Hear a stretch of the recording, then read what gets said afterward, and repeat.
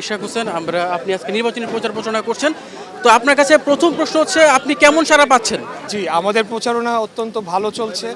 জনগণ, এখানকার সকল পর্যায়ের জনগণ ওনারা স্বতঃস্ফূর্তভাবে আমাদের প্রচার অভিযানে অংশ নিচ্ছেন এবং বিভিন্ন বাসাবাড়ি এবং বিভিন্ন ব্যবসা প্রতিষ্ঠান থেকে যারা দোকান মালিকরা রয়েছেন তারা হাত নাড়ছেন, আমাদের কাছে এসে কথা বলছেন, ওনাদের যে সমস্যাগুলো সেগুলো তুলে ধরছেন এবং ওনারা বলছেন যে আমাদেরকে ওনারা ভোট দিবেন ইনশাল্লাহ, ধানের শীষে ভোট দিয়ে বিপুল ভোটে এই আসনটি জয়যুক্ত করে বিএনপিকে উপহার দিব আমরা এবং ওনাদের সমস্যাগুলো যাতে আমরা সমাধান করি সেই আশাবাদ ব্যক্ত করছি। আরেকটি প্রশ্ন হচ্ছে নির্বাচন কিন্তু একটি প্রতিদ্বন্দ্বিতার জায়গা, তো তো আপনি একজন কম্পিটিটর, তো এই এই প্রতিদ্বন্দ্বিতামূলক নির্বাচনে আপনি একজন প্রার্থী হিসেবে আপনার অবস্থান আসলে কি মনে করছেন?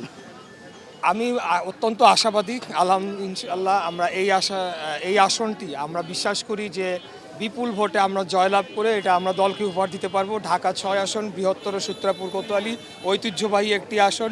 ৯১ সালে তৎকালীন আওয়ামী লীগের সভানেত্রী শেখ হাসিনাকে পরাজিত করেছিলেন আমার বাবা, এবং ৯৬-তে একটি আসন যেটা বিএনপি ধরে রেখেছিল সারা ঢাকা শহরে ৮টির মধ্যে ৭টিতেই আওয়ামী লীগ জিতেছিল, একটি ছিল এই আসনটি।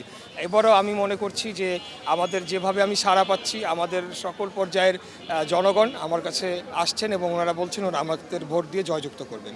আরেকটি প্রশ্ন হচ্ছে আপনি কিন্তু আদালতের রায় অনুযায়ী আপনি মেয়র, আদালত আপনাকে মেয়র ঘোষণা করেছে এবং আমরা বেশ কিছুদিন আগেও কিন্তু দেখেছি যে আপনি মেয়র পদে অধিষ্ঠিত হতে চেয়েছিলেন।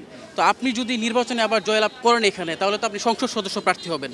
আবার যদি সামনে স্থানীয় নির্বাচন আসে তখন আসলে আপনি কি করবেন? আপনি কি আবার মেয়র নির্বাচন করবেন? এই মুহূর্তে আমরা জাতীয় সংসদ নির্বাচনটাই ফোকাস করছি, সেটা মেয়র নির্বাচন যখন আসবে তখন দেখা যাবে, তখন আমরা বলতে পারবো।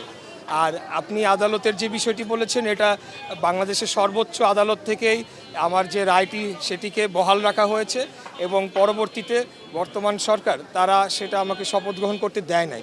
আমি মেয়র হতে চাই নাই, আমি চেয়েছিলাম রায়টা যাতে পূর্ণাঙ্গভাবে বাস্তবায়ন হয়, কারণ আমি মামলাটি করেছিলাম তাপসের বিরুদ্ধে, কিন্তু বর্তমান সরকার আশ্চর্যজনকভাবে হলেও কেন জানি মনে হচ্ছে যে তারা তাপসের পক্ষে অবস্থান নিয়েছিল। তো যাই হোক, সেই বিষয় প্রসঙ্গে এখন যাব না। প্রসঙ্গটি হচ্ছে বর্তমানে আমাদের সামনে যে জাতীয় সংসদ নির্বাচন সেটিকে আমরা ফোকাস করছি। আর আমি একজন রাজনীতিবিদ, পাশাপাশি আমি একজন দলের প্রার্থীও, নির্বাচনী প্রার্থী, অতএব যে কোনো নির্বাচনে আমার প্রার্থী হওয়ার সম্ভাবনা রয়েছে। এখন পর্যন্ত আপনি নির্বাচনের পরিবেশ কেমন দেখতে পাচ্ছেন? কোনো ধরনের শঙ্কা আছে কিনা?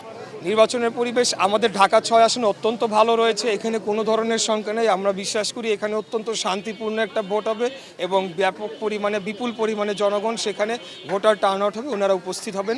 বিশেষ করে নারীরা এবং হিন্দু সম্প্রদায়ের যারা রয়েছেন ওনাদের সাথে আমরা অনেক কথা বলেছি, তারা বলেছেন যে ওনারা এবার ভোট দিতে চান এবং ভোট কেন্দ্রে যাবেন।